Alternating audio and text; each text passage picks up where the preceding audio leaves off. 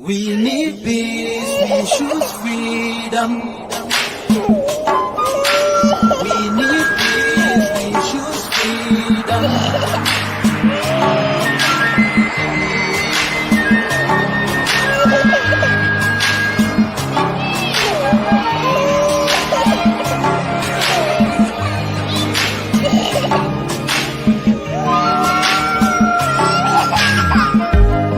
There was a nation living in peace and unity. Yeah. They are people with love and harmony. Oh, yeah. They saw greatness rise up to its purity. With another people of different culture, idea and heritage, bias and oppressive. Oh, I see. A nation from trigger of Africa, rising with strength and might and power. In due time, nobody gonna praise us. Rather, you all gonna embrace her. With your flag, with your flag, with your flag, with your flag. Oh, yeah. Let the tears of our mothers who lost their children be heard. Let the blood of our heroes speak from now till forever. Let the whole wide world know Biafra is our home. Oh yeah, Biafra is our home. Oh, it's my home. Yeah, Biafra is our home. I reminisce way back 1967. Death toll and the blood couldn't count them even. Mama screaming, child squealing, pops on the ground. 2.5 years, over 3 million's gone. Why? Cause we asked for our freedom, and we're going back to our sovereign kingdom. They shut us down when we cried, the world said nothing. Sitting back in the crib, watching our suffering. Should I talk about the planes dropping shells like rain? Suka had the first taste of a hero's blood. Abagana Zobuni wave was stronger than flood, but the juke is too strong and fought them off on the chart. Thought the bloodshed's gone, then it came again. 216 and the massacre, it started again. So bloody name, I couldn't cry tears. Blood dripping down my eyes, water in my veins. We died trying to fight the cause and we're trying to break him. It's our freedom, but the world was against us. Wave your flag over Africa. Welcome people of Biafra.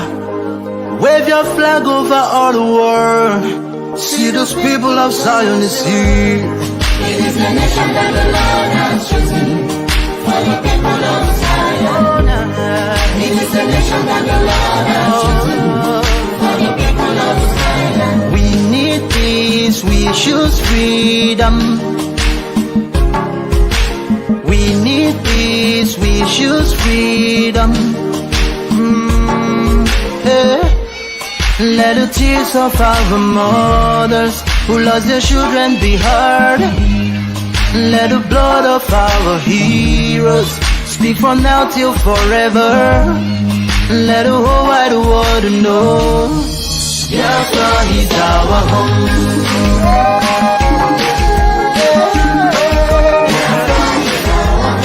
I see the rising sun from Africa. Oh, this is sign of victory. Oh, yeah. I see future in Africa. Oh, yeah. People of Biafra. See light shining on the world. Oh, yeah.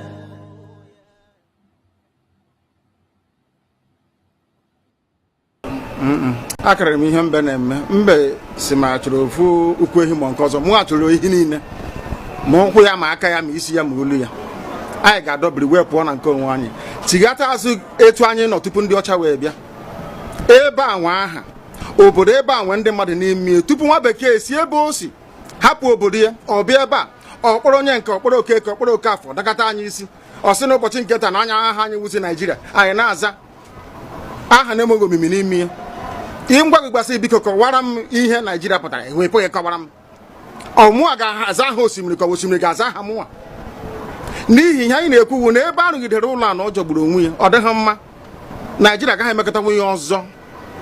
Ihe ọjọọ emego n'obodo a, arụ emego, egbugo ndị be anyị, aka na-egbukwa anyị, ndị Fulani wee chere na mabata be anyị ka na-egbukwa ndị be anyị ruo ụtụtụ echi. A na-asị m na ọ ga-adị mma oge ọ na-ekwu ka nwee mmekọrịta bụ nke ndị nnọkọ nke ndị ụmụnne. Ha egosighị anyị ọtụtụ mgbe ha kpọrọ anyị asị.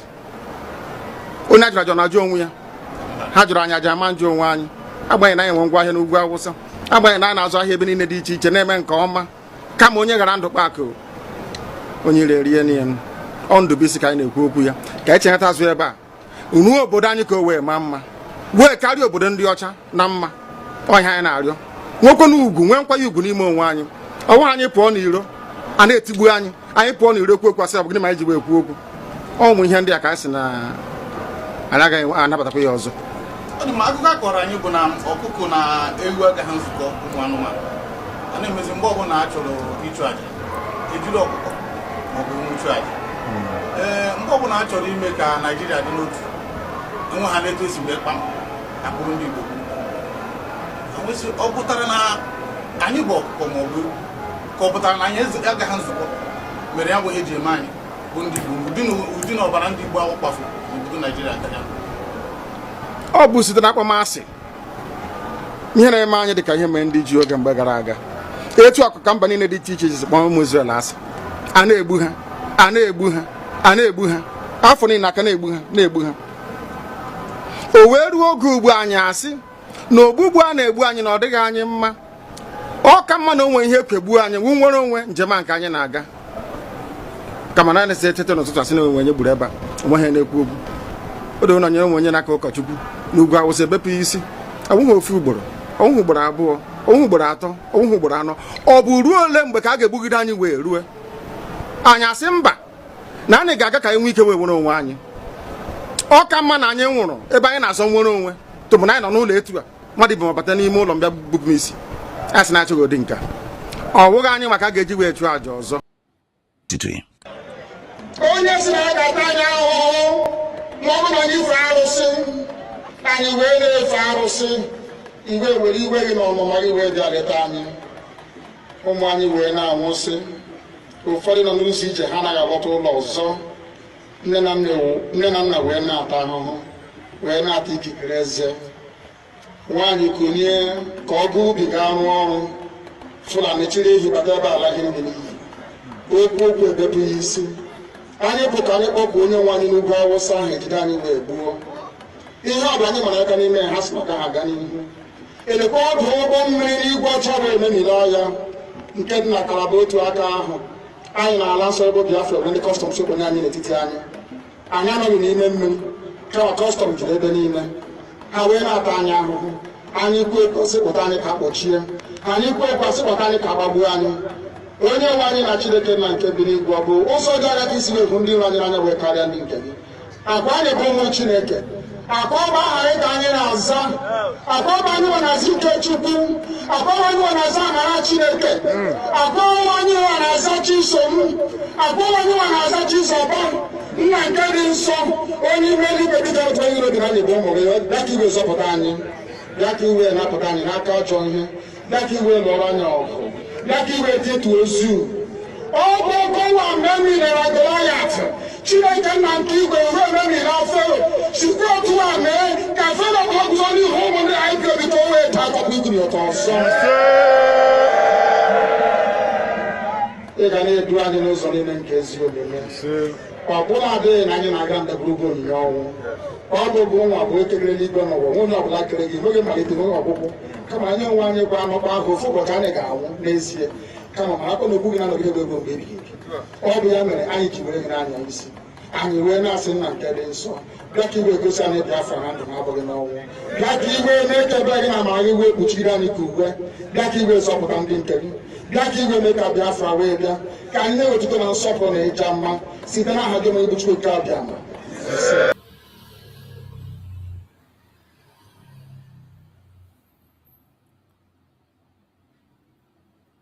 Welcome.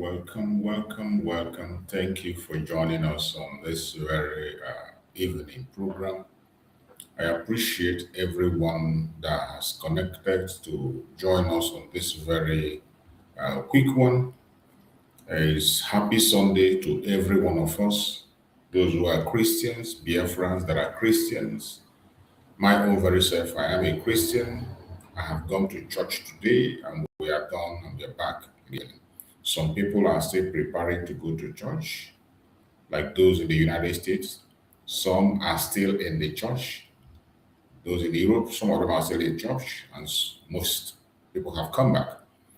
So I wish every one of us that is here a very happy Sunday. Every one of us, I wish you a happy Sunday wherever you are, wherever you're watching from. I thank you for being part of this program. I appreciate you for spending your Sunday with us.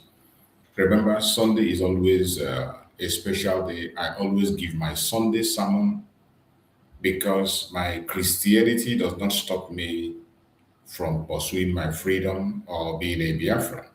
In fact, if you are a genuine Christian and you are not in this freedom fighting, it means you don't know what you are doing. Every genuine Christian must be part of the struggle because the person that laid the foundation upon which we are worshiping Chukwuka today is a freedom fighter. Christ himself came from day one till the time he died, the few years he spent on earth. He was fighting for the freedom of mankind. That was why he came, to free mankind. So if you are a follower of Christ, I see no reason why you will not be a part in fighting for the freedom of your own people. Because freedom is the core foundation of Christianity. That was why Christ came, to set humanity free. And he fought throughout his lifetime. It was all about fighting for freedom of mankind. So why wouldn't a Christian be bold, happy, eager to be a freedom fighter? I don't understand it.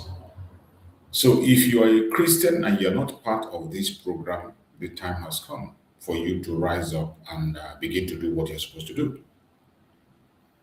Begin to do what you're supposed to do because nobody knows it all. Sometimes people can call up your attention for you to know. But it's unfortunate that today you see that even some Christians are the ones that are criticizing those of us who are talking about the freedom of mankind. Some Christians are the ones who are speaking against of us that are talking about humanity. That is sad. Meanwhile, they are supposed to be the ones that support and be in the front line to fight for the freedom of mankind. So wherever you are today and you are a Christian, I wish you a very happy Sunday. And please, whether you go to your church, you pray alone, or you pray with your congregation or your pastor, tell them to pray for those that are oppressed. Pray for those that are oppressed. If you are a Nigerian, your people that you must pray for are the people in your own country that have been oppressed. You don't leave the oppressed in your country and you are praying for the oppressed somewhere else. Just like you see many Christians in Nigeria that are very good in posting about Palestinian, talking about Palestinian. There is nothing bad. It's not wrong to talk about Palestinian, but you should talk about the Palestinian you have in Nigeria. You have a Palestinian in Nigeria that have been there for decades. You don't talk about it, but you are focused on talking about Palestinian in Arab nation. It is high time we begin to do things differently. This is 2026. A time that Chukwuka have created an opportunity for us to be whom we are supposed to be.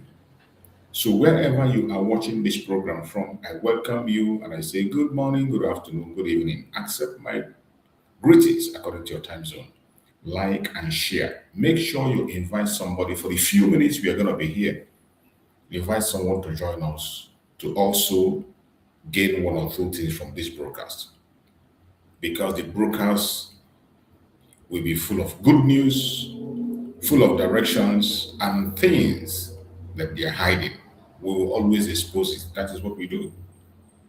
Remember, in this platform, we do not come here for propaganda or blackmail or to attack anybody. It is a platform for public opinion.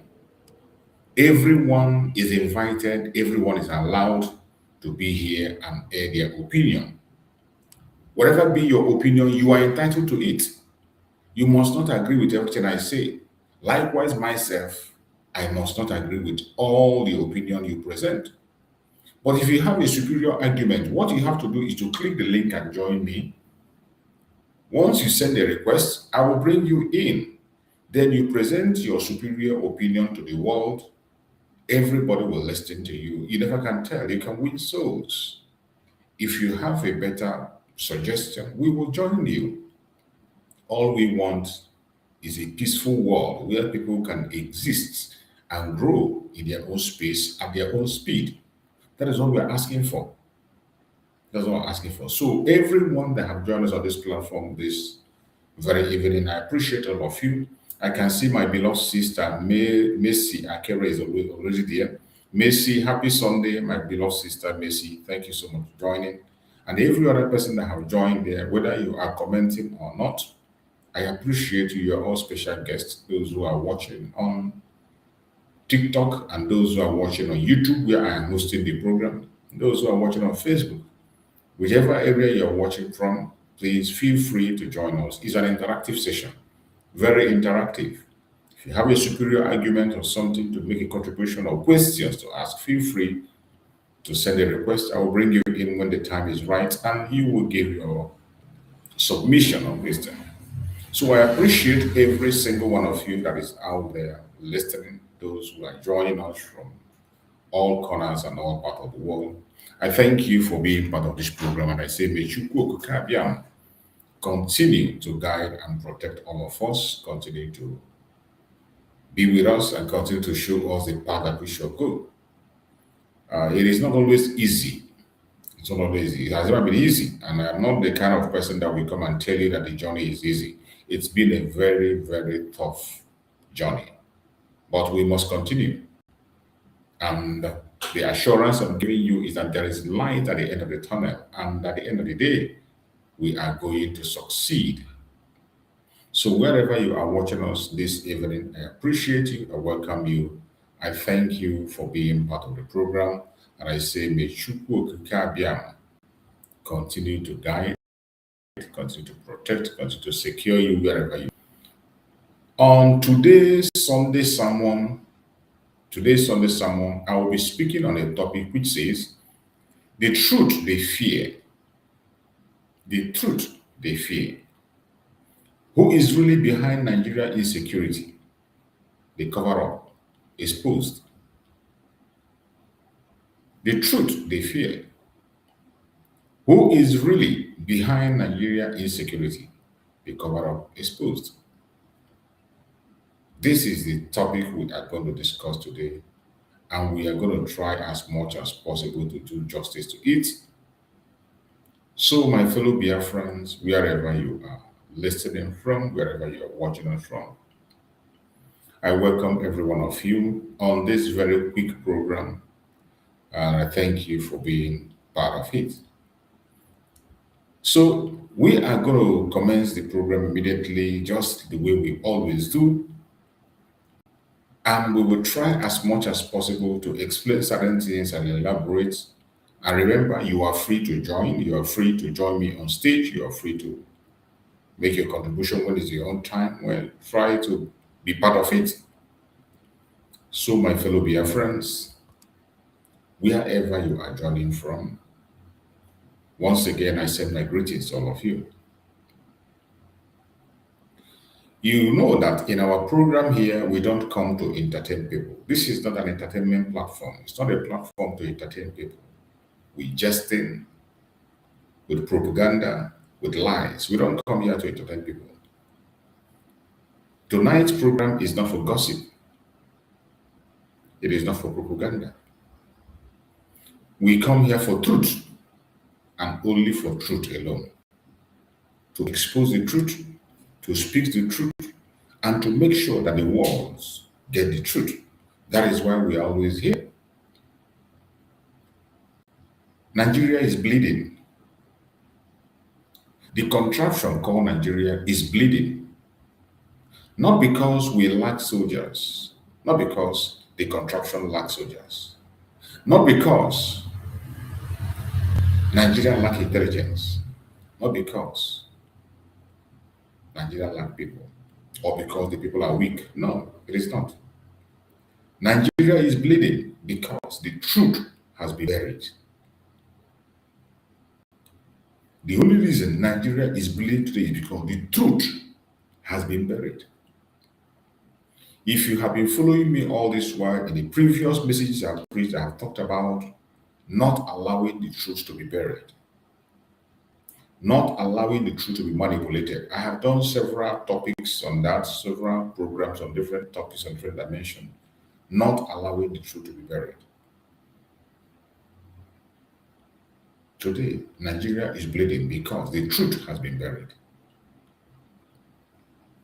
And tonight, we are going to dig it up. That truth they try to bury, that truth they have almost buried, we are going to dig it up tonight.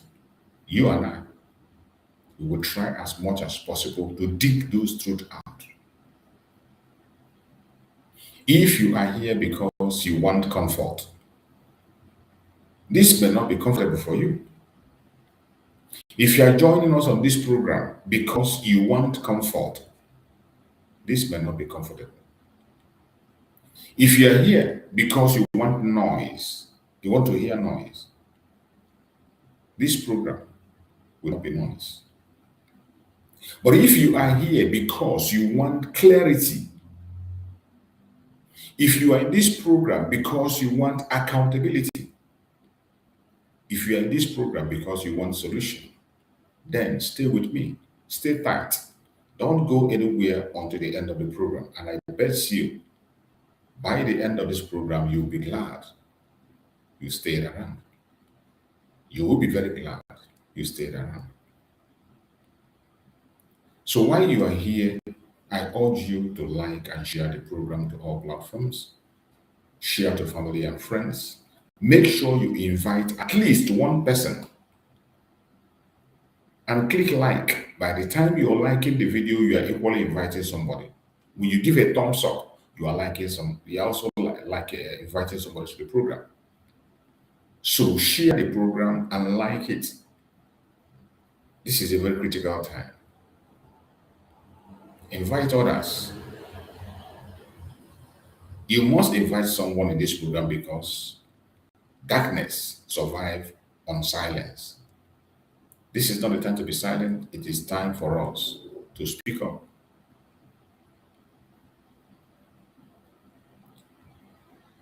I want to be clear. What is happening in Nigeria is not random. The situation of this contraption called Nigeria is not random. Insecurity does not happen everywhere at once.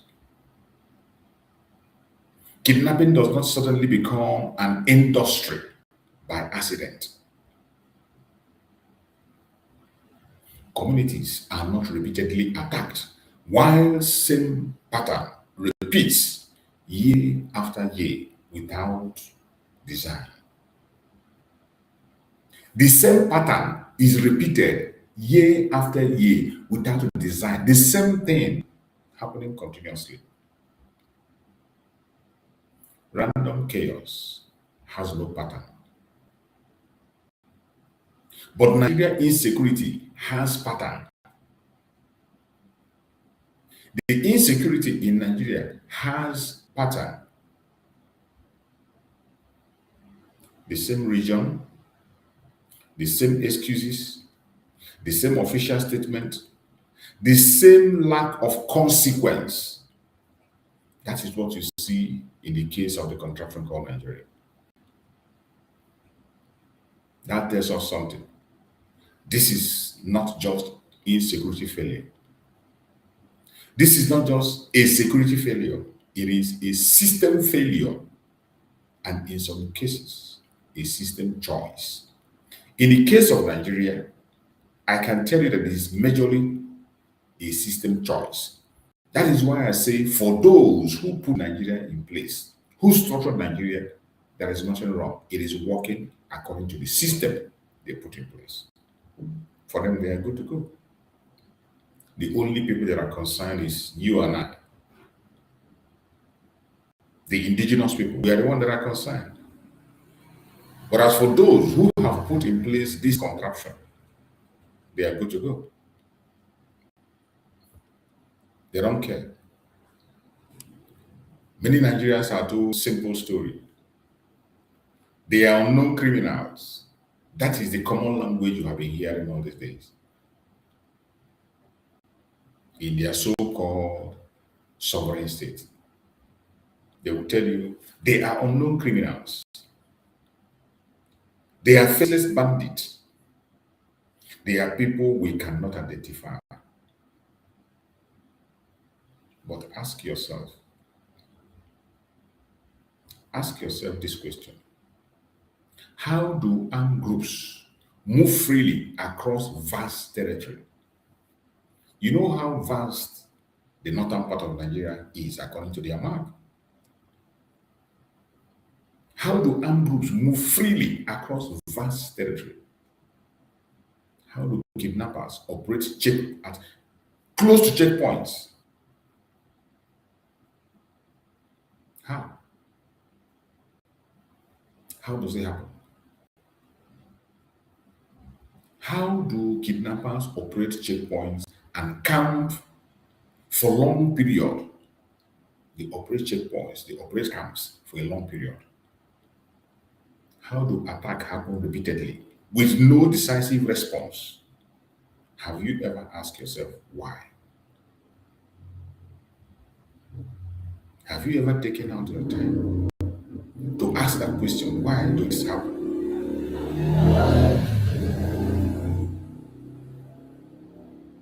These things, before they be able to succeed, they require logistics, they require protection, they require intelligence.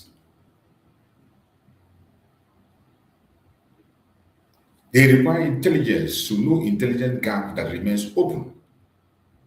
The official tolerance, whether active or passive.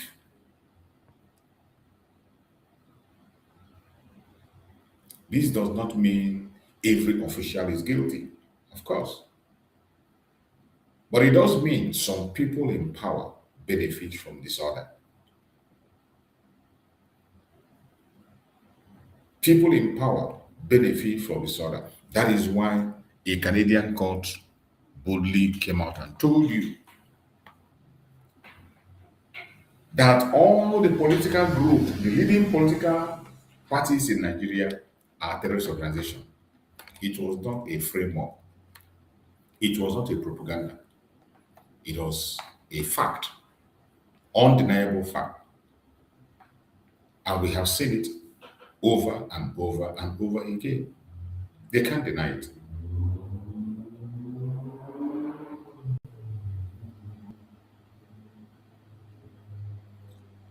When insecurity becomes profitable, politically or economically, it is no longer a mistake. What is happening in Nigeria is not a mistake. It becomes a business model. You see, each time we come here to tell the world exactly what it is and why we are breaking this thing down is for the world to know that the only way to sort this problem out is to end this very Nigeria that have created this system that is operating today.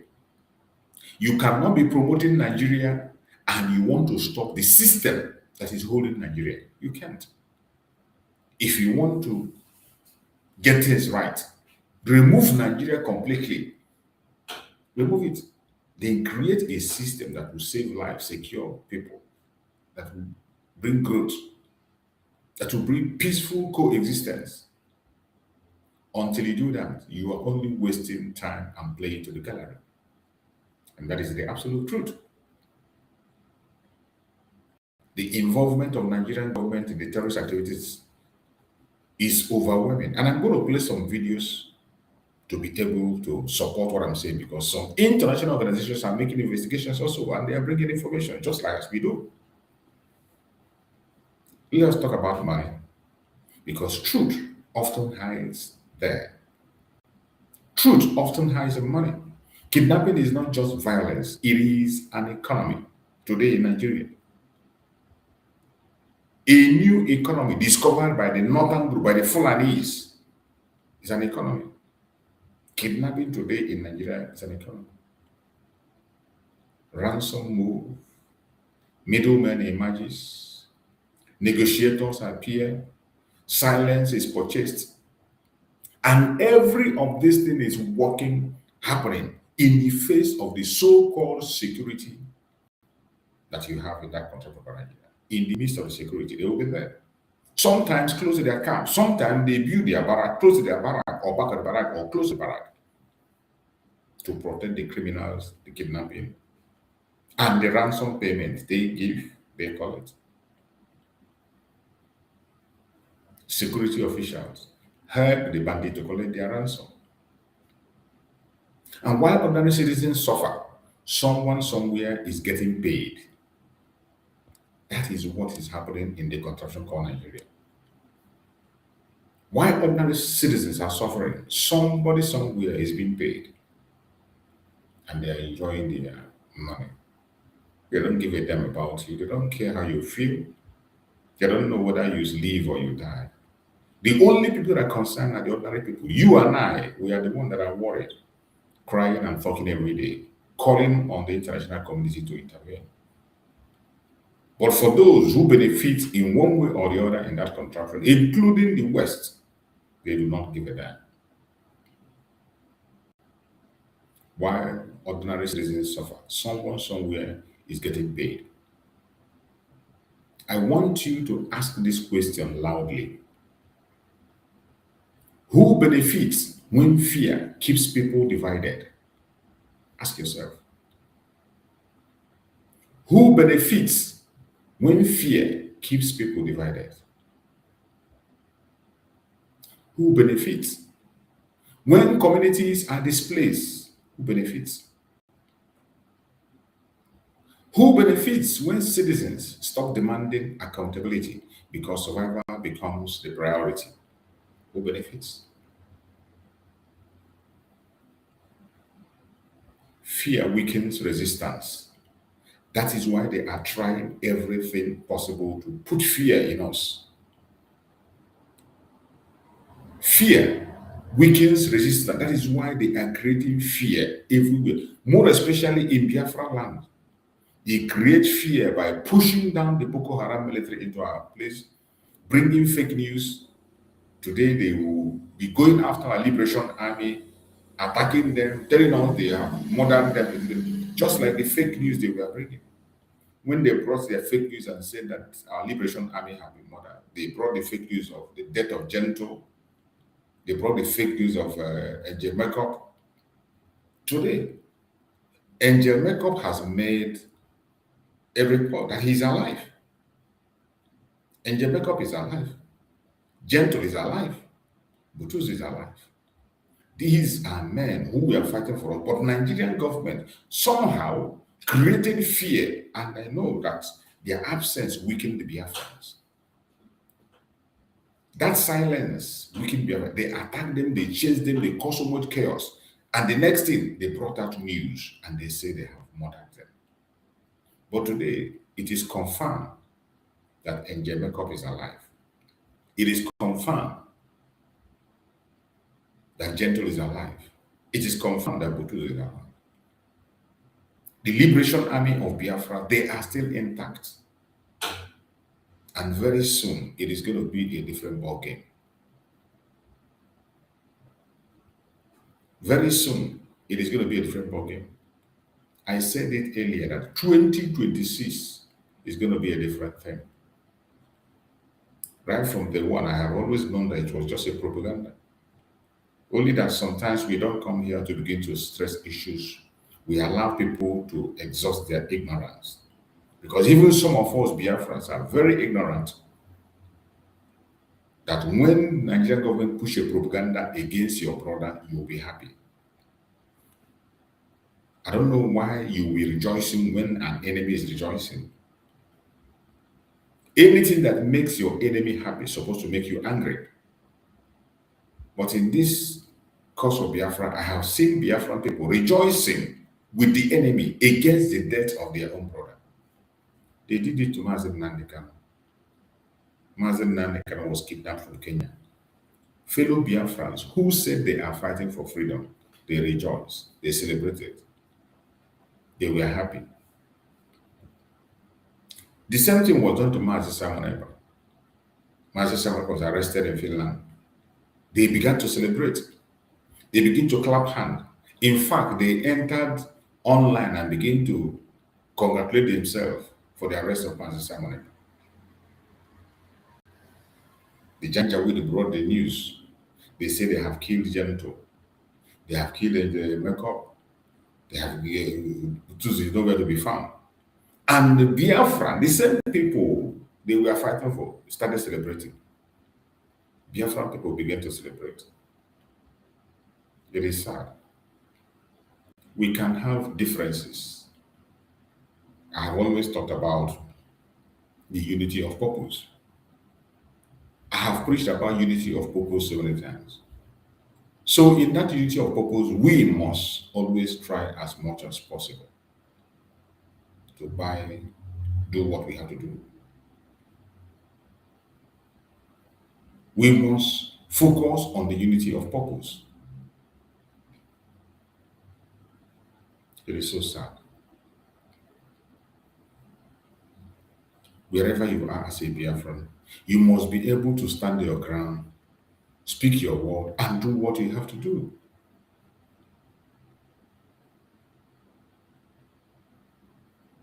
It is so sad that you see a lot of ignorant people and many bunch of fools and clowns out there who think they can do anything and get away with it. They think they can do anything. They think they can say anything. And they display their ignorance every blessed day. At any given opportunity, they display their ignorance. But it doesn't matter. As in Abacha also, I go on my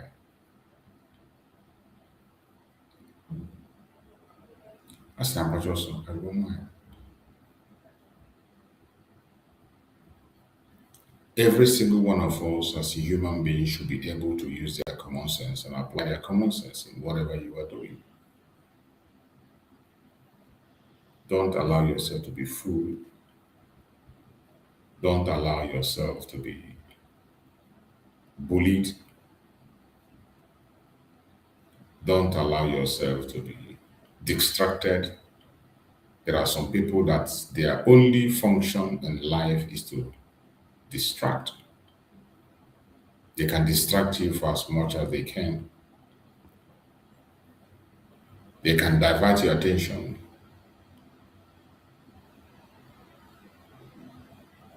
But the funniest thing is that most of them are not even bold enough to do what you do. Some are just jealous, greedy. Each time I come online, I put a link for people to come in and air their opinion. They will not come in. I'll put a link for them to come in. They will not. They won't even have the boldness.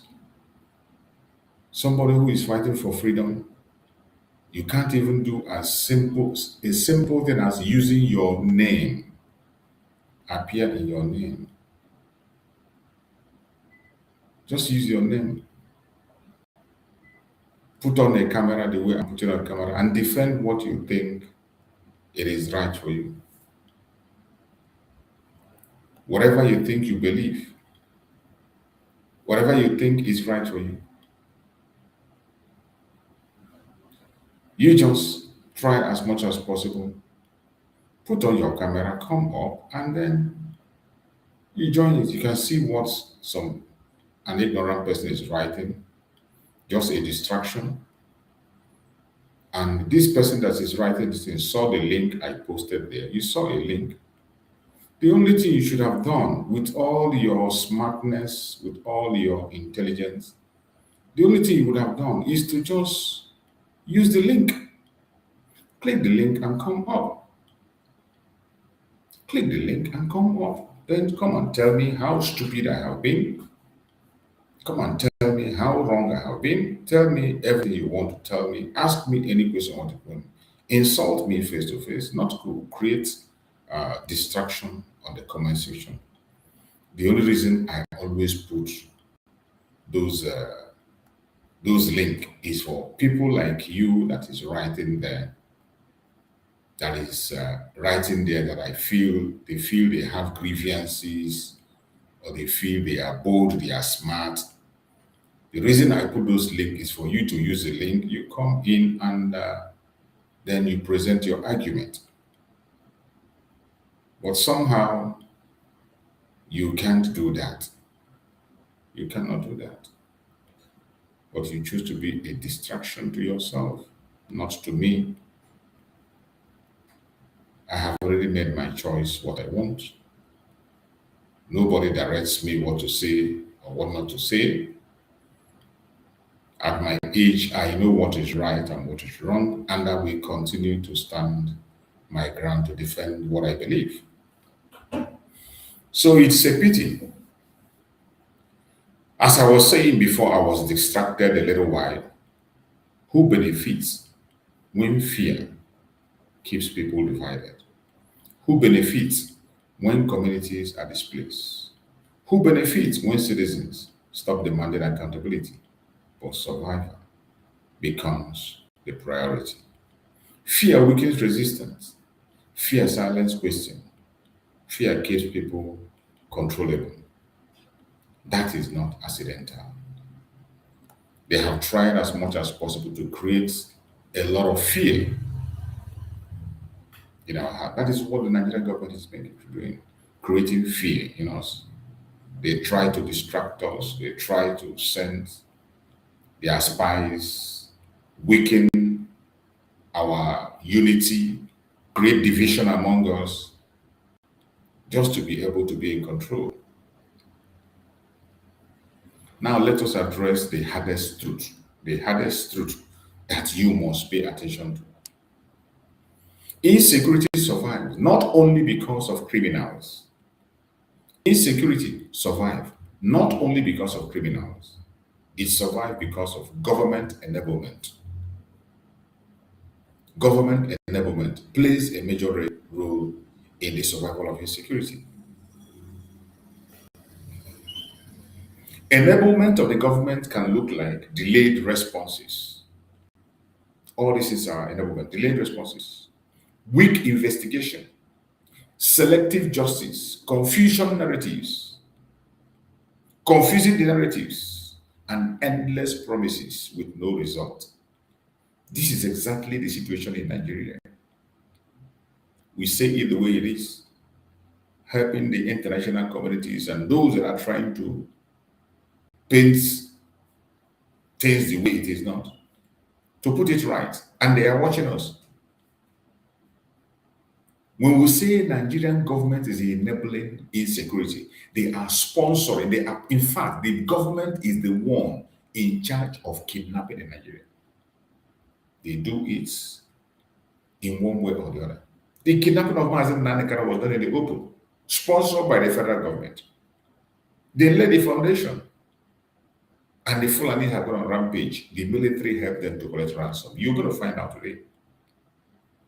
How do they enable? Example, delay responses. Call them, even in the face of attack, they will not come. Weak investigation. How many terrorists have been investigated? Even the one that foreign countries investigated gave them the names, they refused to act on it. Selective justice.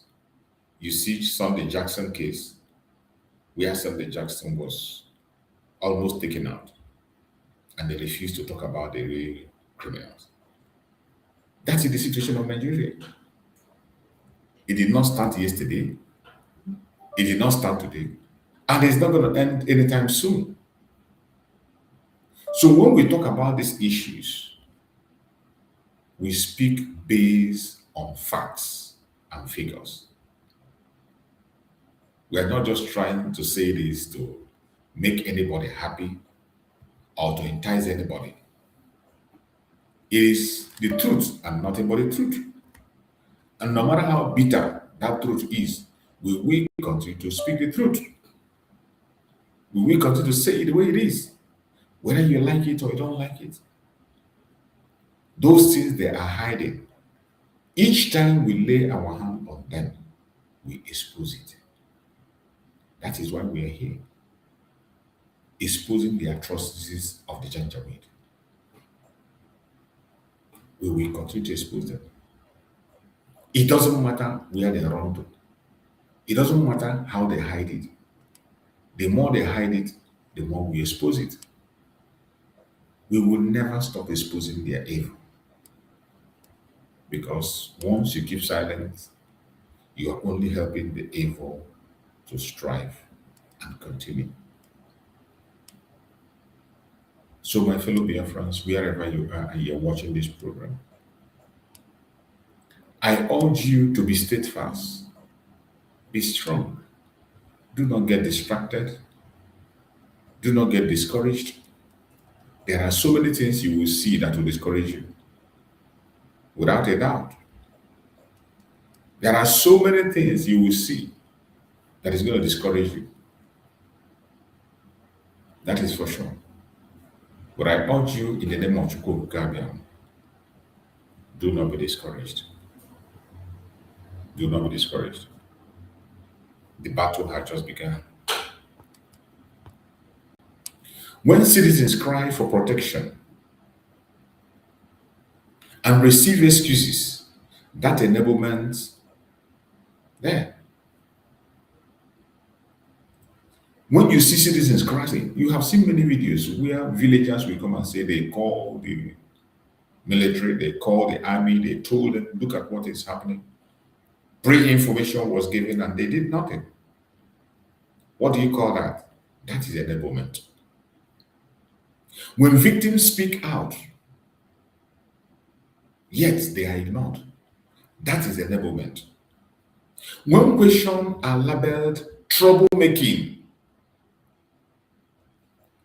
just like the questions we are asking, why are you killing us?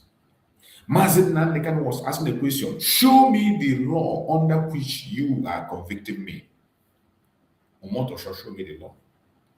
Instead of showing him the law, they label him troublemaker. That is enablement there. Enablement of chaos, enablement of injustice, enablement of terrorism in the court. Just like those of us who are coming online to speak.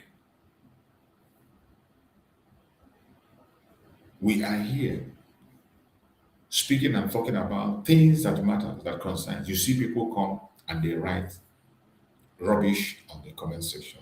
They say different things just to distract our program. But are we going to stop? Of course, we are not stopping. We will continue to do what we have to do. We will continue to preach the gospel. We will continue to say it the way it is. No matter how difficult it is, we will continue.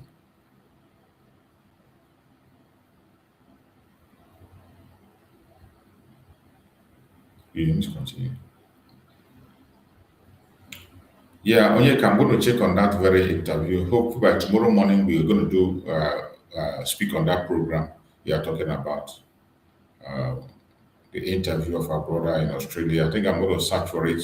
Hopefully tomorrow we're going to deal with that. Thank you, Onyeka. We'll talk about that tomorrow. So a government's first duty is protection.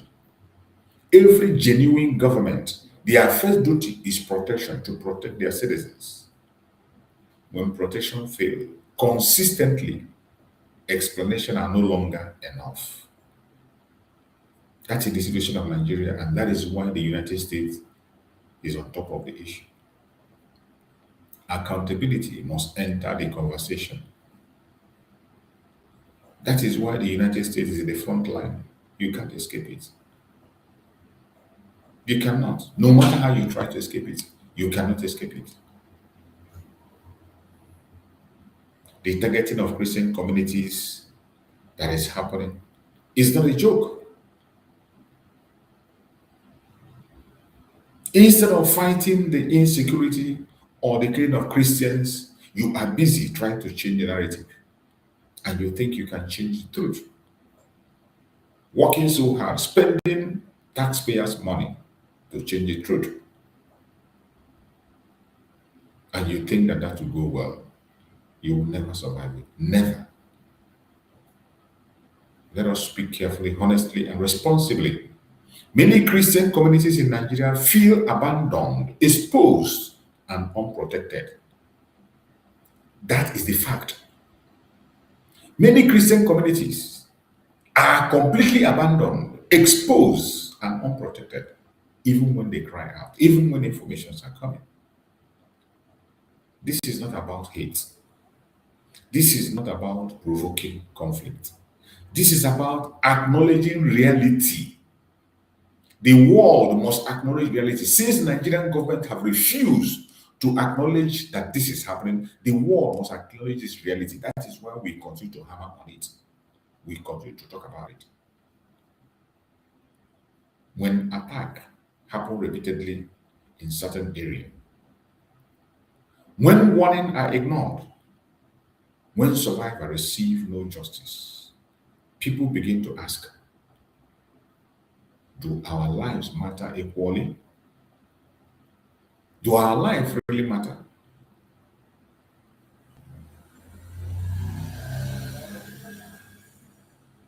Asking that question is not extremism. When Biafrans ask and say, are we still part of this so-called zoological republic? When we say, are we still part of this world with all the genocide against us, nobody is making a case for us, the Biafran people. And we are asking, are we still part of this world? That doesn't make us extremists. That is not extremism. It is human response to suffering. When you see Biafrans shouting in different platforms, you see Biafrans crying, you see Biafrans revolting. It is not extremism. It is human response to suffering. We have suffered so much. Biafrans have suffered so much and continue to suffer every single day. Ignoring that pain does not bring unity.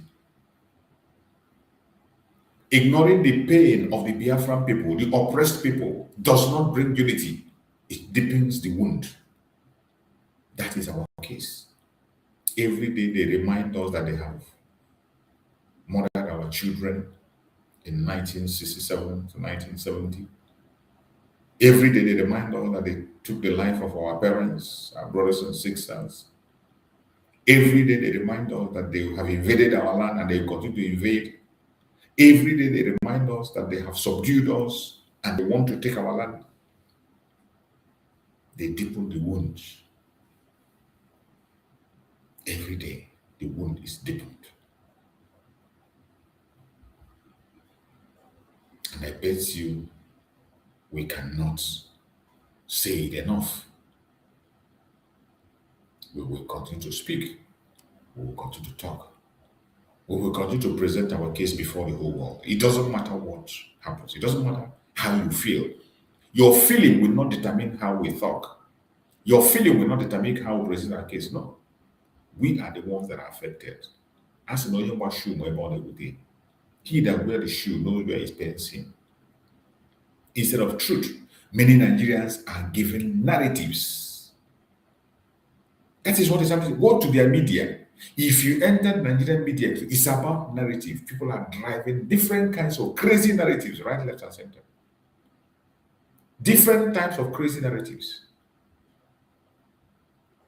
Narrative designed to confuse the public,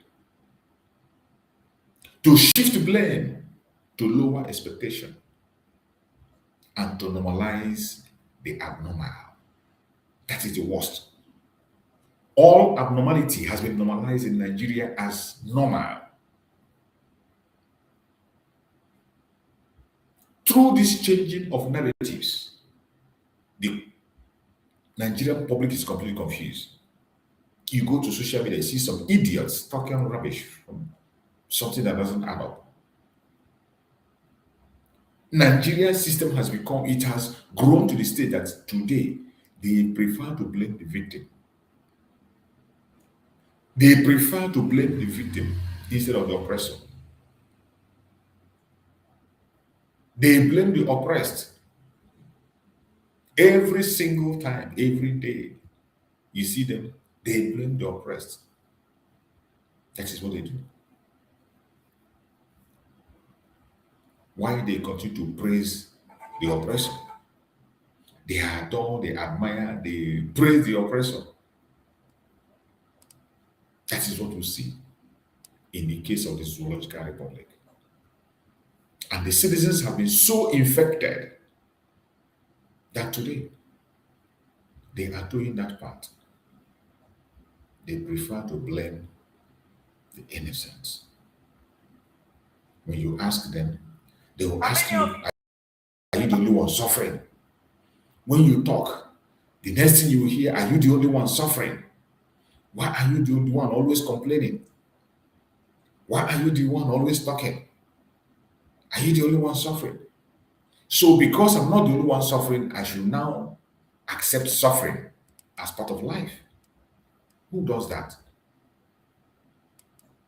Who does that? Why would you want me to accept suffering? Simply because I am not the only one affected. Only morons, idiots, and heartless people, senseless people, they are the ones that accept such kind of situation. But we, the Biafran people, know what we want. We know what we want. And we know where we are coming from. And there is no amount of propaganda, no amount of blackmail will change us from whom we are to what we are not. No matter how they try, they will never succeed. They will never, ever succeed. We have suffered enough. We have faced a lot of bullets. And we cannot continue to suffer that. We cannot continue.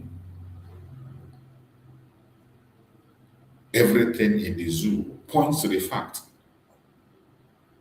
that the zoo is not meant for any one of us to survive. They don't mean well for us. A lot of informations have come out that you cannot deny. It doesn't matter how you try, you can't deny it.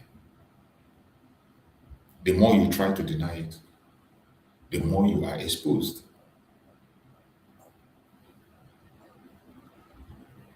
They want to shut us up. They do not want you and I to speak.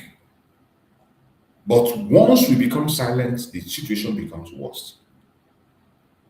We are told this is happening everywhere. That is the language you hear. Go to their conventional media. You see people that claim to be educated. They will tell you insecurity is everywhere in the world. That the world is facing the same situation instead of tackling the problem. There is no part of this world that is facing the same problem that we, the Biafrans, are facing in Nigeria. No tribe on earth is facing the challenge. The only people that their trial can be compared to us is the Jews, the hatred of the Jews by some Arabs. The hatred on the Biafran can only be compared to the hatred of Jews. And that ours is even much more greater because of our skin color. We are hated by our own fellow, same skin color, same blood, and then in the global region. For no just cause. When we cry, they tell us we are talking too much. We complain, they say, why are we complaining? We stay on our own, they say, why are we staying on our own? Tomorrow is sit at home. We will sit at home. They say, why are you sitting at home? They say we are destroying our own selves. So we say, okay, no problem. We are ready to do it. Yet, they are not satisfied.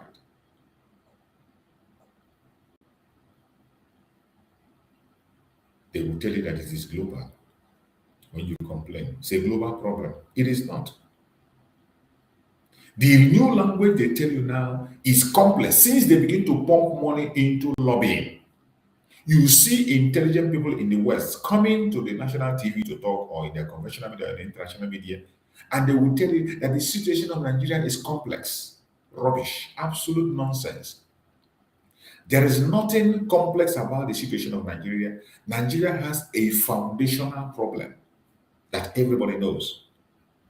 The problem of Nigeria is the simplest problem to be solved. The only problem is that the interest So many interests that are involved do not want to solve the problem. The West don't want to push the solution forward because of their own interest. The Fulani Caliphate don't even want the solution because it is working according to how they put it. The only grace we have is now that somebody who is not a regular politician is on board, trying to change the status quo in this new world order. That is where we are capitalizing, and we need to position ourselves proper so that we can use the advantage of this world order. This new world order, we need to use that advantage to change our lives. It's an opportunity. It's an opportunity so that we can change our life, change our situation.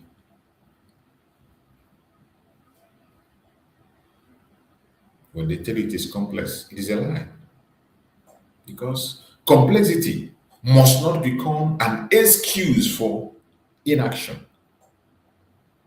Complexity must not be an excuse for inaction.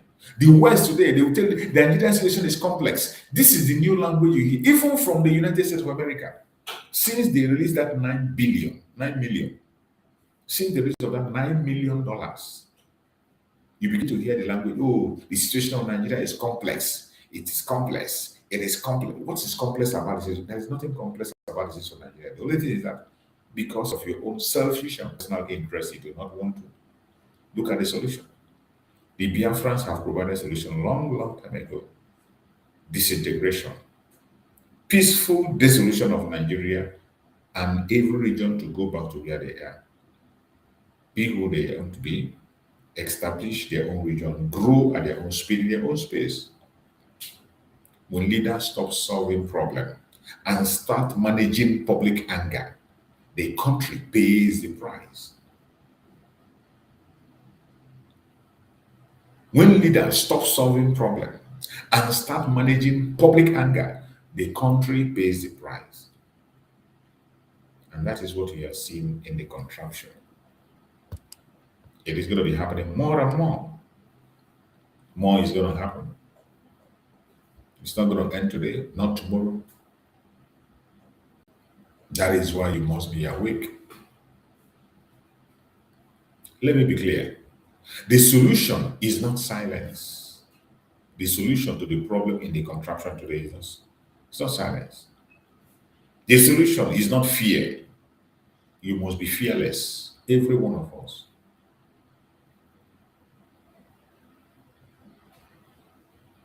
We must be fearless. We must be fearless.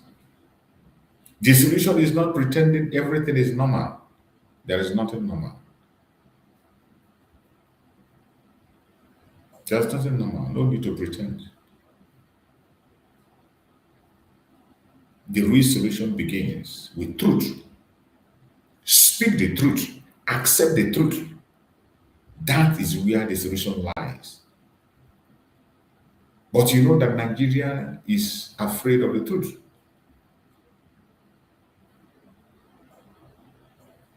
Nigerian government is afraid of the truth.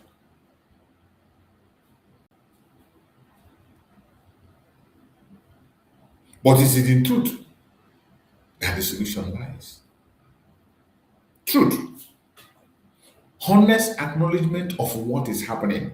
Honestly acknowledge the fact that there is genocide of the Christians. Acknowledge the fact that there has been genocide against the Biafrans. There has been human rights abuse against the Biafrans. That there is injustice against Biafrans. That Mazi Nnamdi Kanu was unlawfully detained. Truth. Acknowledge it. There must be accountability. Consequences for failure and complicity. People must be held accountable. Those that went to Kenya to kidnap Mazi Nnamdi Kanu. Those that are involved in genocide in Biafra land. Those that are involved in the genocide of Christians that are still moving around today. They are enablers, they are promoters, they are supporters. consequences for failure and complicity. Equal protection, every citizen matters. Every citizen matters, but you know this case of Nigeria, an Igbo man doesn't matter in Nigeria. An Igbo man is not seen as a human being. In all ramification, in everything they do in Nigeria, they don't consider we, the Igbo people, as part of them. Even whenever they decide to consider a Biafran not an Igbo person, they might decide to use some of our Biafran brothers, not an Igbo person. The solution lies in justice. There must be justice. Not selective, not delayed. The selective justice that we have seen on daily basis playing out. Selective justice that you jail somebody 11 years for terrorism and you sentence the other one that is not even guilty, life. That somebody defended himself and you sentence him to death. Sunday Jackson. I'm going to play the video of that Sunday Jackson so that you can see what the people are going through. Citizens' awareness. Informed people are harder to deceive. That is why we are talking every day. We must get our people informed. We must educate our people. We must. It is a must. We must continue to educate our people.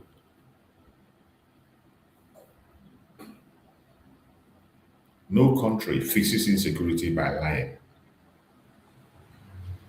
You can continue to lie and lie and lie and lie. At the end of the day, the truth will be out. You can't run away from the truth forever.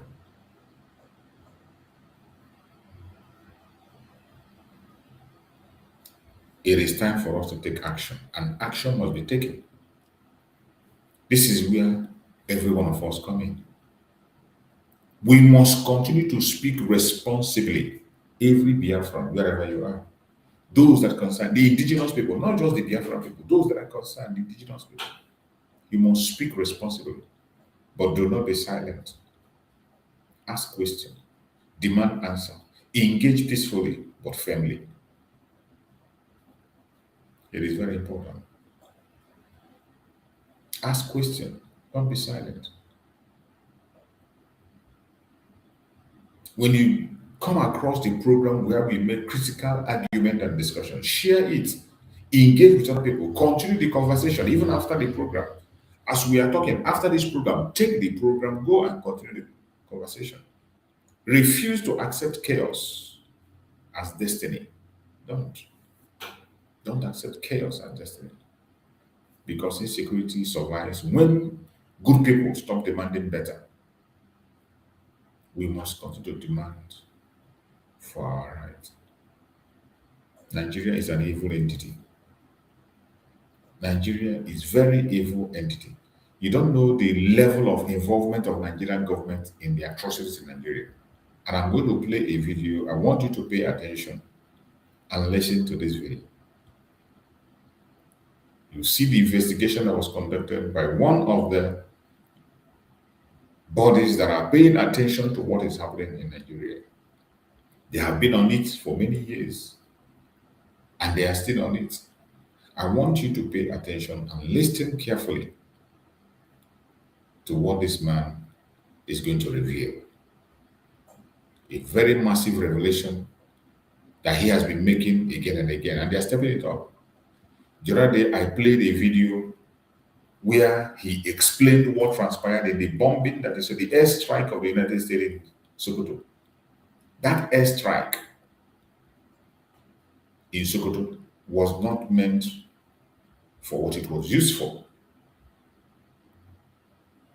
Nigerian government intentionally gave up the Lakarowa, which is the ISIS, in order to protect the Fulani herdsmen and the Boko Haram, which is the major problem.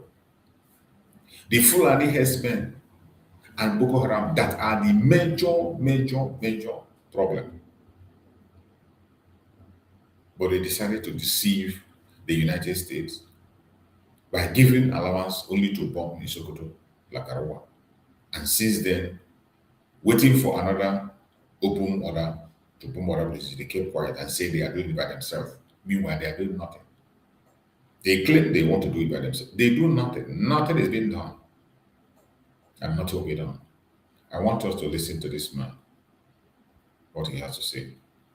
Compile data from within Chief Nigeria. We compile data from several sources, and we have launched what we call the Nigeria Terror Tracker. And this is an interactive map that shows you. They launched Nigeria Terror Tracking. They launched a new data. The name of that data they launched was Nigeria Terror Tracking. Listen carefully to the explanation this man is going to make. Who did the killing? Where the killing happened?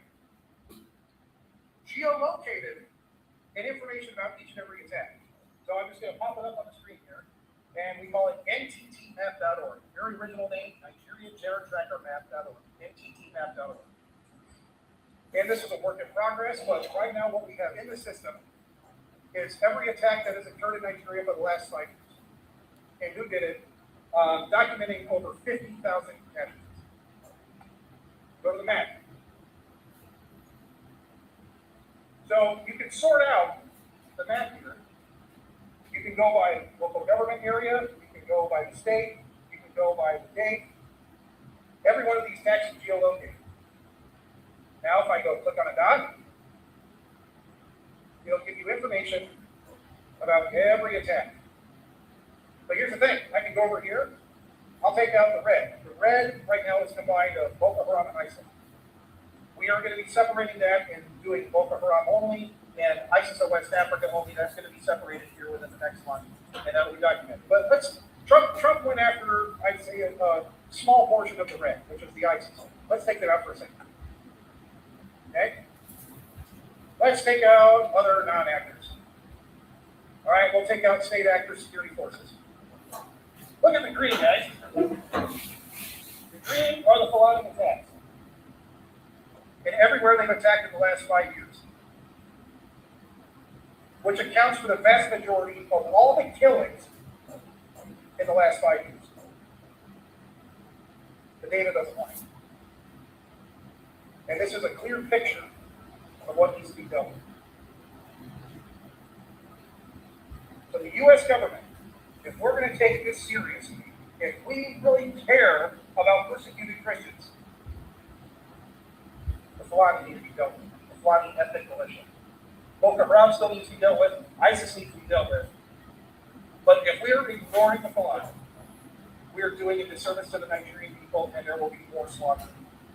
So the American media thought, guess what? Trump bombed Nigeria. Problem solved. Persecution ended. How many of you here know how many Christians have died since Christmas? I know you guys are smart. And you know, 130 Christians have died since Christmas. The killing hasn't stopped. The Fulani are doing business as usual. So right now, the Nigerian government, $9 million to an American Republican firm that people kind of associate it with called DCI. Roger Stone, known association of President Trump, I guess helps put together the deal. Folks, when I first started this project, and I started working in Nigeria, I thought once the world knew that all these innocent Christians and people were being massacred and killed, that people just naturally do the right thing and want to come to their rescue. Right? Especially people on what I consider on the conservative and the Republican side of the fence. It's a no-brainer. No, what are we dealing with? We're dealing with people that are in complete denial, that are getting paid to deny the genocide. And now there's $9 million being shoved into the Republican, conservative organizations in front by this lobbying firm that are going to pay people to change the narrative. So what I'm asking all of you here is, if you know people in the media, you have friends in the media, you have former congressmen or senator friends of yours that are lobbyists, you need to go to them and say, if you take the Judas money and you start trying to change this narrative, we're going to hold you accountable. Exactly. We're not going to let you get away with this. We're not going to let paid, pay-for-play conservative commentators take the Judas money and the blood money and lay cover for the killing of Christians. It's not going to happen on my watch. But I'm going to go to war with DCI, with what very little I have and what connections I have. We're not going to let this happen. The fraud is going to get exposed. I'm tired of this, guys. We should all be doing the right thing together and coming to the aid of the innocent, of the defenseless. Yes. And saving lives instead of playing these stupid political games. For the love of God, we can do better than this. This is why we must continue to talk. You see, this man is an American devoting his time to fight, knowing fully well what we are facing. The $9 million is not a joke. $9 million is not a joke. They have pumped that money into the camp of Donald Trump, and people definitely are going to get that money. So if we stop talking, it is going to be a mess. And you can imagine a government trying to silence the truth instead of solving the problem. The money they should have invested in solving the problem, they use it to stop the truth, meaning that they don't want the problem to stop. But I'm begging, we must continue to speak up, more especially Biafrans. You know, our case have already been dragged into this. And the solution will remain, break up the country. Let them enjoy their caliphate. Let the Yorubas enjoy their monarchical system. Let the Biafrans be on their own. Let the Middle Belt be on their own. As simple as that. And the insecurity will die natural deaths. People can protect and defend themselves by their own self. You don't need anybody to do it for you. It is very, very bad. And I want you to listen to this other video that I'm about to play. When we talk about the involvement of Nigerian governments in this terrorism that's happening, they are involved in all ramifications, in all angles. In fact, there is no way they can escape it. They are involved. Anyway, anytime you talk about it. Report shortly is Truth Nigeria in the last year and a half has been reporting on the ransom camps that are in the forests throughout Kaduna, Taraba, Nasarawa, Benue. These ransom camps, many of them are located near military installations in these forests. Are you hearing that? There are ransom camps where they collect ransom in Nigeria. This is investigation done by Truth Nigeria International. White people are the owners of this. This one is not there. They can't bribe this one. Truth Nigeria International. They discovered there are camps near the military barracks where they collect ransom. All this money they are paying to bandits, the place they submit it, the place near military camp. Unbelievable. Hear it from her again. Provided a report shortly. Is Truth Nigeria in the last year and a half has been reporting on the ransom camps that are in the forests throughout Kaduna, Taraba, Nasarawa, Benue. These ransom camps, many of them are located near military installations in these forests. This is where kidnapping for ransom has become an industry in Nigeria. It is what is funding the terrorists, what's funding the slaughter and the occupied villages that are not being returned to the people who rightfully own the lands. So these ransom camps, it's like open air Auschwitz in the middle belt of Nigeria. We can't see it because of the foliage. You can't get satellite imagery on top of that. You can't just drone strike because there are people who live in the forests. But the military installations near to these camps, where people, ordinary people like you and me, that get hauled out of their villages, they're held in these camps, they're starved, tied to trees, beaten every single day, and it doesn't matter your age. Infants, small children. This revelation that this woman is making, if you are a follower of Mazen Nnamdi, you know that Mazen Nnamdi made this revelation. That any place you see military camp, the terrorists have a camp near there. Mazen Samonaka also blew up that cover. That the military, every military barrack in Nigeria today is used to back and cover up the Fulani militia. Even if you don't believe that, when that Reverend Father was arrested, the Reverend Father confessed that where he was kidnapped is near a military checkpoint. That even when people came and they wanted to go in to find them, they told them they should not go. They shouted on them and said if they're there, they will shoot. To show you how Nigerian government is involved. This was something that made even former Chief of Army Staff, General Danjuma, came out and said that Nigeria forces are colluding. And up till now, people still think it's a joke. Some still think we're just going to make noise. Sorry.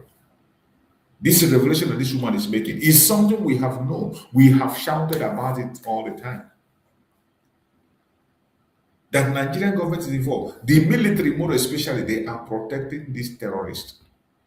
The terrorist camp is always behind the military barracks. Any place you see their camp. The same thing is being confirmed by an international investigator. Pregnant women, the elderly, these are the people who are being held in these starvation ransom camps. And nobody's talking about it. And nothing will change until this industry of kidnapping for ransom is disrupted in Nigeria. And it has to be attended to. And if Tinubu is going to tell us that he's protecting the Christians, he's going to raid those camps and free the people who are being held for ransom there. One person will go to pay a ransom for a brother or a sister. The ransom is taken, that person is freed, the person who brought the ransom is hauled in. And it's happening to entire communities that are being bankrupted through these ransom payments, and they're forced into ID camps, into Abuja, into Lagos. This is how you clear the land. This is how genocide happens. That is a very strong revelation. The truth and nothing but the truth. They can continue to deny it. They can continue to hide it. As they hide them, we're going to bring them out. This is the situation of the Zoological Republic. And that is why the Biafrans are bent on leaving Nigeria, whether they like it or not. Now I want to play another video for you. You're going to hear the story of Jackson, the man that they gave life sentence.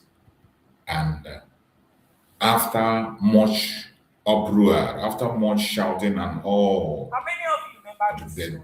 Farmer from Adamawa State, Sunday Jackson sentenced to death by the Supreme Court for killing a Fulani herdsman. Apparently, Jackson was later charged with murder for defending his own life, but this lawyer was not happy about it, and he has been fighting so hard to ensure that Jackson is pardoned. And guess what? Jackson is finally free, and today he's going to be telling us everything he went through just to ensure that Jackson is pardoned. This is the Lucky experience. There were stab wounds on his wife. The trial judge saw the stab wounds. He was stabbed in the leg. But in her judgment, she said, oh, he should have gone. How can a reasonable person say a person who was stabbed in the leg should have gone? The part that really broke my heart, knowing that Jackson used the attacker's own knife against him. So clearly, this was somebody who wasn't armed. He wasn't premeditating any attack. He used the weapon of the attack against him. It was classic self-defense. There were only 3 witnesses called for the case. In other words, the case could have been held in 48 hours and they waited 5 years. So this man lost his wife when he was in prison, and then had a doctor when he was in prison, which he was never aware of. When the Supreme Court sent him to death, I wanted to shoot first. So I asked for a photograph from the uncle. The uncle said, we don't have any photograph. So we had a situation where there was no image on the planet remaining of Jackson, and he was about to be killed, which meant his daughter would never even see him. Jackson saved his life from the headsman. We saved Jackson's life from the hangman. Now we will save all our lives from both the headsman and the hangman.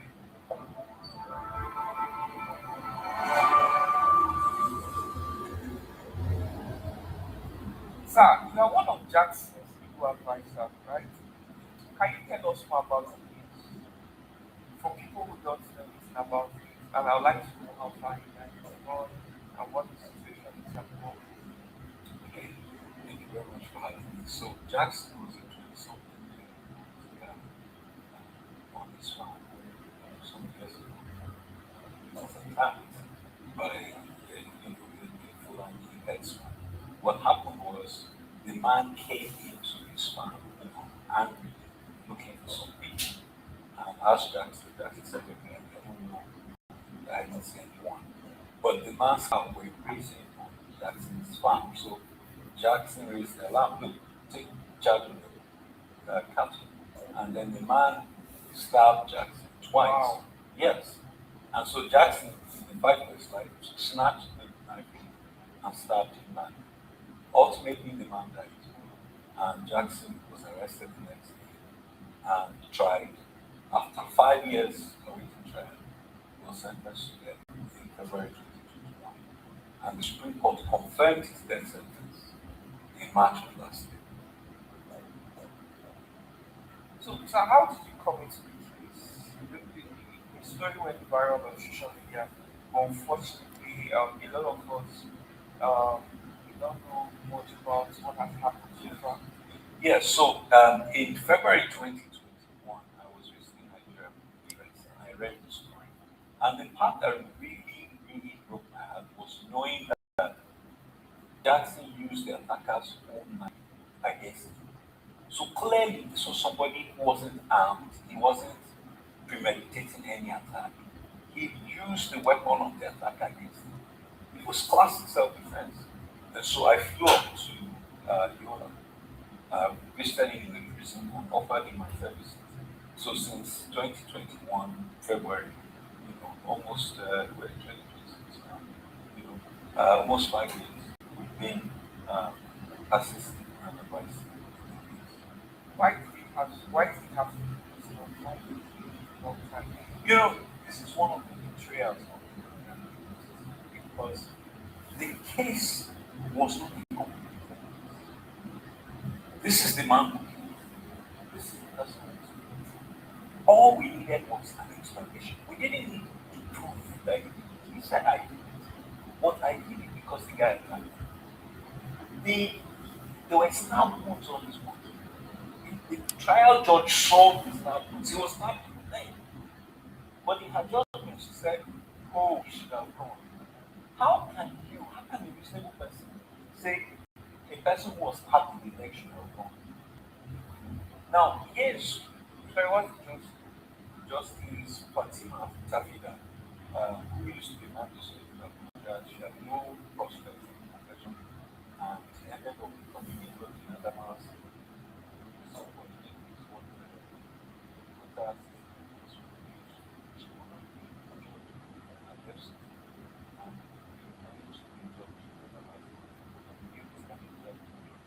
but the fact was not first. There were only 3 witnesses called for the case. In other words, the case would have been held in 48 hours. Take 2 witnesses today, take 1 witness to finish, and we 5 years. Now, what is interesting is that the father of the headsman was listed as a witness. But Jackson's family and the father had indication in local chiefs and the second and the man. And he was never invited to trial. It was last year when Jackson was sentenced to death that he heard for the first time. He said, "What?" He said, "I thought there was no case because I was to be witness and they didn't call me. So I thought there was no case." that's the case my father? They had no father. So he said, "For giving this, they are not interested in the death." So the headman signed it, my friend, online and right. So that trial should never have been done.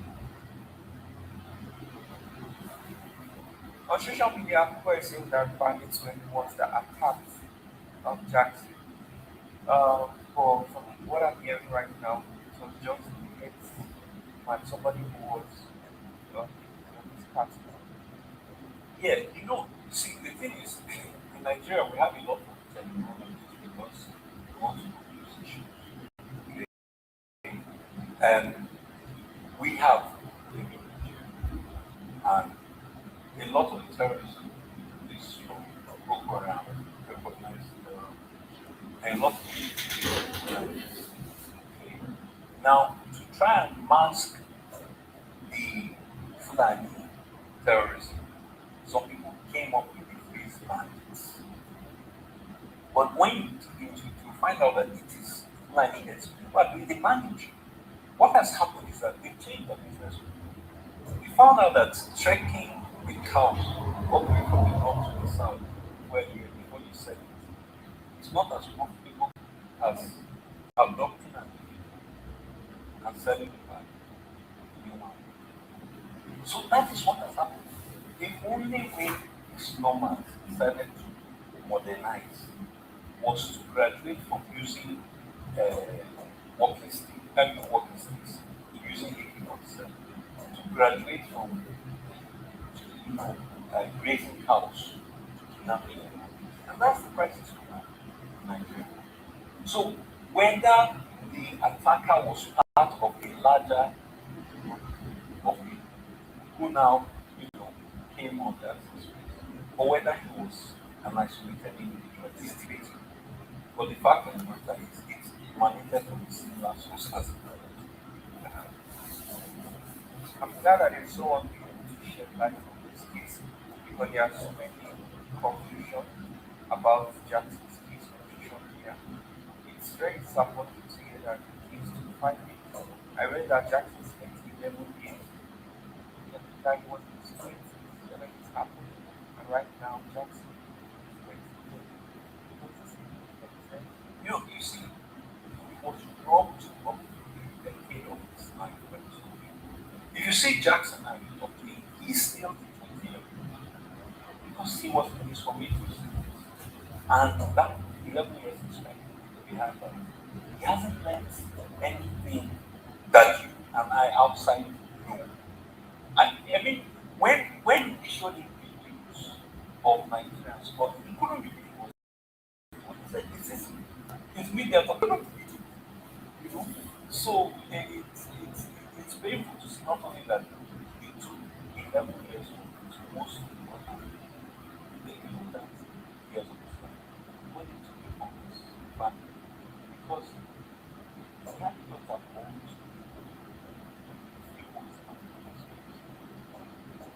he has never seen. The girl is staying almost 11 years. Unfortunately, it was when I went to see in February 2021 in prison that I broke the news to him that he had a child and the second child. And at that time, she was already 6 years old. So, I was wondering, I said, why didn't when I told him in prison, the way it happened is this. I said to him, oh, I just saw your children. He said, I only have one child. I said, you have to. Can you imagine the father finding out that? So I had to call. What's the name of it? He told me, and I told him the second one. So later on, I called the uncle. I said, why didn't the wife tell him that he had a daughter?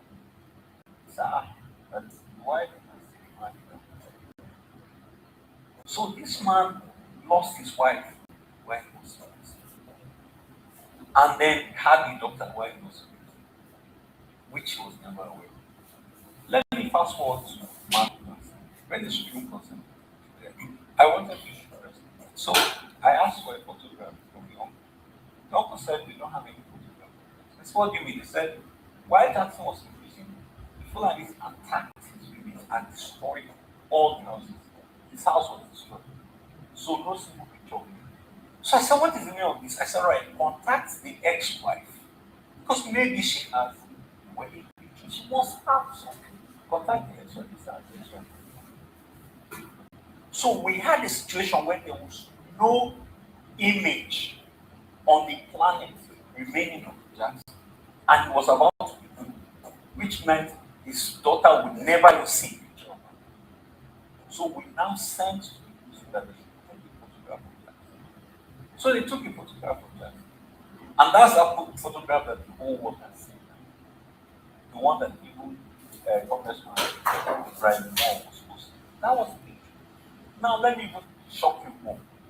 In March last year, I went to Yola and to Numa to see the father of the deceased and to see Jackson. So I printed out a copy of the picture. So I showed the mother. I thought she had seen it, but because by now it was all over social media. And the woman almost broke down crying. So I said, wow. She said, this is the first time she's seen her son. She didn't even visit him in prison. Why? They had all given up hope. Nobody, they just thought our son is dead, so they didn't for even bother. What kind of family is that? It doesn't make sense. You know, you can sit down and debate and wonder, I, personally, I was shocked. But it was You Mhm. you down somebody with total stranger to you, Yeah. someone you never met. Why the family stop taking with you? So I know the father and the mom didn't visit because she said to me, I haven't seen him in years, which implied that she never visited him. But there are probably two factors. One is they're aged, they're poor, but he had moved to UB, which, as you know, is terrorist territory. So it was only one uncle that was able to be visiting on behalf of everybody. Okay. Yeah, so the specific parents, I mean, you can imagine how emotionally grievous people to visit him on that. You understand? So I think that's why they designated the uncle to be the one to interface with that. And when I was thinking about the situation with the wife and not telling him about the child, I tried to reason and I figured that they felt maybe that it would be less painful to feel that his death was only going to offer one child than for him to make that was the second child. And it's very possible with the child, they didn't even tell her that her father was alive. Probably told her that her father was alive. But there's some kind of native reasoning that you can't really get into, or you can only assume that maybe this was their thought process. So, how did Jackson finally get healed? That was healed. Well, pardon, Pardon. How did yeah, he get pardon? yeah. So I said, Supreme Court gave a horrific judgment that, you know, unfortunately is on indefensible. But the saving grace was that the presiding justice gave a judgment that stated that judgment was right in law, in science, in spiritually, mentally, physically, morally, it was the right judgment. Because you have to understand that self-defense is a universally understood principle. Every legal system in the world has it. In other words, if you are attacked, you have the right to defend yourself. Now, we have laws of nature and we have laws that are established by man. The law of nature, the first law of nature is self-preservation. You understand? So we are conditioned as human beings to preserve ourselves. And it's interesting because we did some, scientific research for this. And, one of my human rights mentors in the US was telling me about the reptilian brain. There's something called the reptilian brain. We all have it. That it is a natural instinct to survive. We almost react like a reptile when we are attacked. Our animal nature comes out. And so when the judgment of the Supreme Court was saying no, he stabbed the guy three times, that is not consistent with science. When somebody is trying to kill you, the adrenaline that comes in will make you respond excessively. In fact, if it is only three stabs that he did, he tried. If it was only three stabs. The sad thing is that Jackson was charged with two stabs, not three. judge, who was so incompetent, said it was 3. And the Supreme Court, for some reason, did not see that it was only 2 stars he was charged. So in page 3 of the Supreme Court judgment, the Supreme Court said it was charged with 2 stars. But by the time you reach page 13, the Supreme Court said it was 3 stars. So the judgment was fundamentally flawed, even logically, factually, and legally.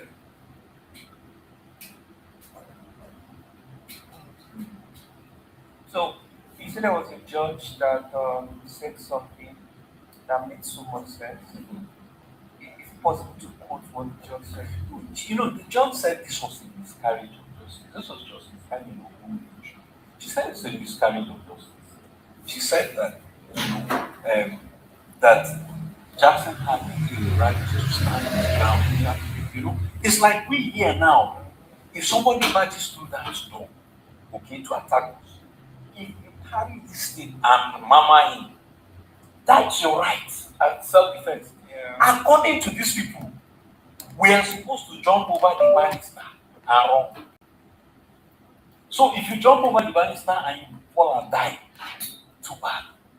This is what that ridiculous judgment is attempting to say. And her ladyship said that this was a miscarriage of justice. And she said she recommends him to the governor of Adamawa as a proper candidate for clemency. In other words, she gave us the roadmap. Now, I'll give you, see, this is not uncommon. Judges do this sometimes. Do you know that my dad was a judge himself of the Supreme Court? And in the High Court, he had to try a very difficult, he had to hear a very difficult murder case. Very interesting case. When I went to law school, our criminal law professor was putting my dad's case to us in the class. And I remember the case because we knew the family. My dad sentenced his schoolmate to death. Are you understanding me? That is how the work of a judge is very tough. He sentenced his schoolmate to death. Well, here's what happened. His schoolmate was an engineer. And he was working, with some foreigners. So he was now dating a Filipino woman who was, living in the town at the time. So one day, a British guy apparently was dating the same woman. So the British guy and the woman were driving, and this baby guy, engineer, heard about it. He drove his car, pursued them, blocked their car, came out, opened the door, pulled out the British man, and killed him. Wow. And then took the woman and put in his car and drove. It was a mad case. So the British embassy was sending representatives to the court to monitor the proceedings. And the fact of the matter is, the Philippine government was sending diplomats to monitor the proceedings because the woman was a witness in the case. The British citizen was the victim in the case, and Nigerian perpetrated it. So the whole world was watching, that case to see whether there was justice. And so my dad, in convicting the man, he said, look, because there was I think the British man had an escort, maybe a police escort, and he was asked to testify in the case of what he saw. The man said he didn't know what happened, that he didn't see anything. So my dad said it's more reasonable that you, as a police officer who is protecting somebody, you didn't see what happened to your boss. People were afraid, they didn't want to testify. And so my dad found him guilty of murder and sentenced him to death. But he made a recommendation in the judgment. He said, I note that if this British citizen had been killed in England, the British do not have the death penalty. They have life imprisonment for this particular thing. And so I recommend to the governor that they should consider the application of the British penalty for the death penalty. And ultimately, the governor committed that man's sentence from death, I think, to life. Like, it's the right person. You know? So, what's your dad saying? Yeah, James forget it. You know? And so, you know, that case is not the case like Jackson. You understand? Jackson's case was clearly not a premeditated murder. It was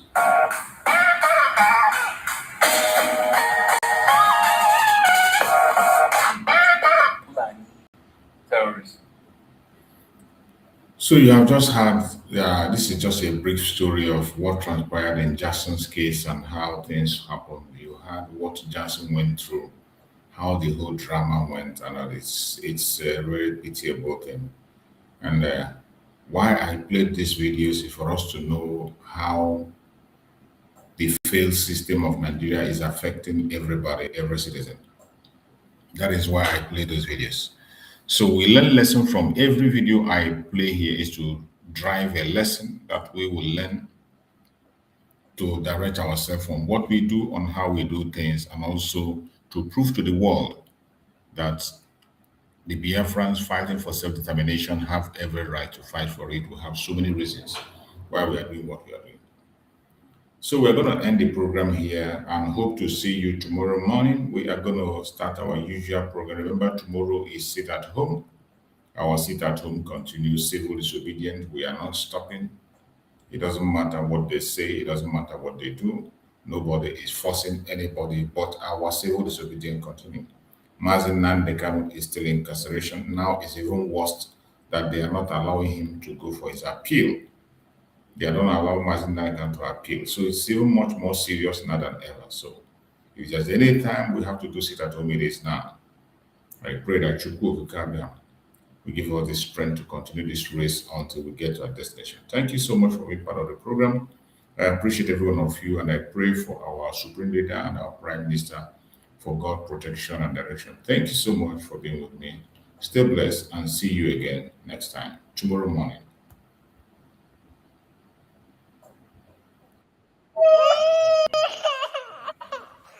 We need peace, we choose freedom.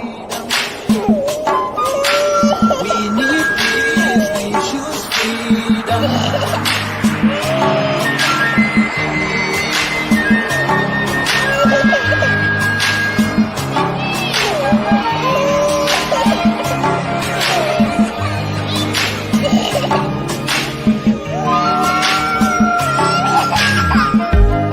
There was a nation living in peace and unity.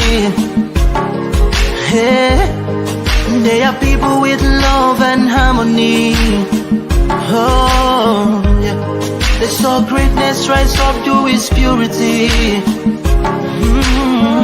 With another people of different culture, a different heritage, biased and oppressive. Oh, I see. A nation from trigger of Africa, rising with strength and might and power. In due time, nobody gonna oppress us.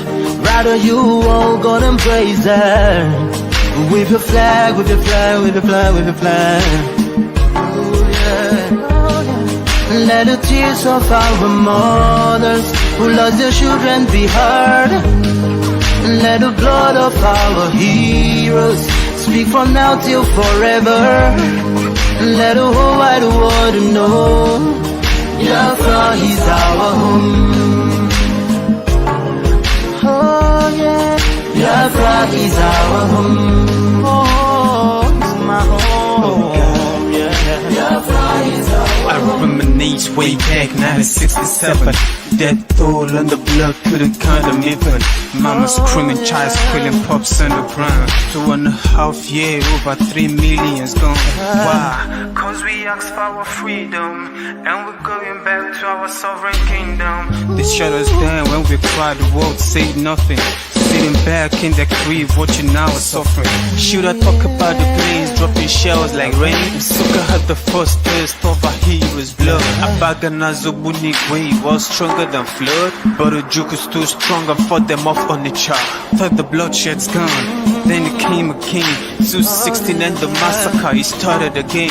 So bloody name, I couldn't cry tears. Blood dripping down my eyes, water in my veins. We died trying to fight the cause and we're trying to break him. It's our freedom, but the world was against us. Wave your flag over Africa. Welcome people of Biafra. Wave your flag over all the world. See those people of Zion is here. It is the nation that the Lord has chosen for the people of Zion. It is the nation that the Lord has chosen for the people of Zion. We need peace, we choose freedom. We need peace, we choose freedom. Let the tears of our mothers who lost their children be heard. Let the blood of our heroes speak from now till forever. Let the whole wide world know Biafra is our home.